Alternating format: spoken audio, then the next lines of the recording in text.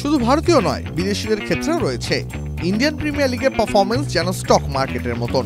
অনেক সময় কম দামে কেনা প্লেয়ার দুর্দান্ত পারফর্ম করেন, এমন উদাহরণ প্রচুর রয়েছে। তেমনি অনেক সময় চড়া দামে কেনা প্লেয়ার এমন হতাশাজনক পারফর্ম করেন যে বলার আর ভাষা থাকে না। এবারের আইপিএলেও তার অন্যথা হয়নি। বেশ কয়েকজন তরুণ ক্রিকেটার যারা হয়তো কোটিপতি হতে পারেননি বা নিলামে দলই পাননি, পরিবর্তন হিসাবে মাঝপথে সুযোগ পেয়েছেন, দুর্দান্ত পারফর্ম করেছেন।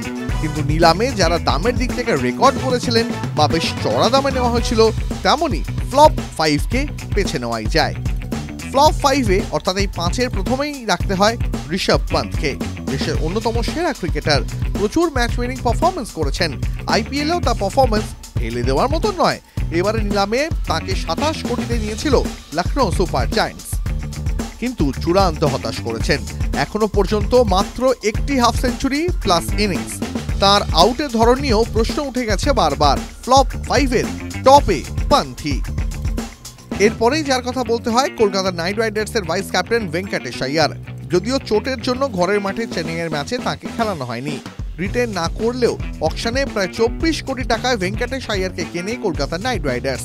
এবারের আইপিএলে 11 ম্যাচে তার অবদান মাত্র 142 রান। শুধু যে ভারতীয় ক্রিকেটারদেরই এমন পরিস্থিতি তা নয়, বিদেশিদের ক্ষেত্রেও রয়েছে।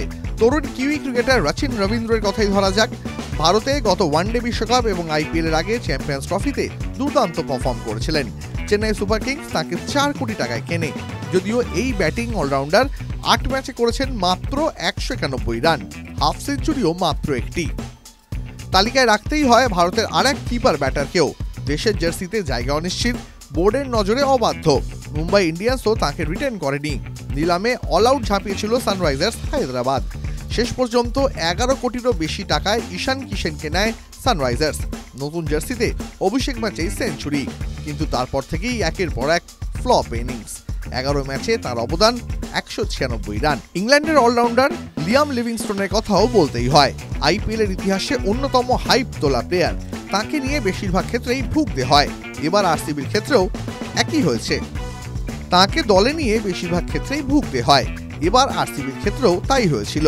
7 ম্যাচের পরেই তাকে বসানো হয়। 7 ম্যাচে করেছিলেন মাত্র 87 রান, ঝুলিতে 2টি উইকেট। এই তালিকা অবশ্য চাইলে আরও বড় করাই যায়, কিন্তু 5ই না হয় থাক। টিভি9 বাংলা ডিজিটাল।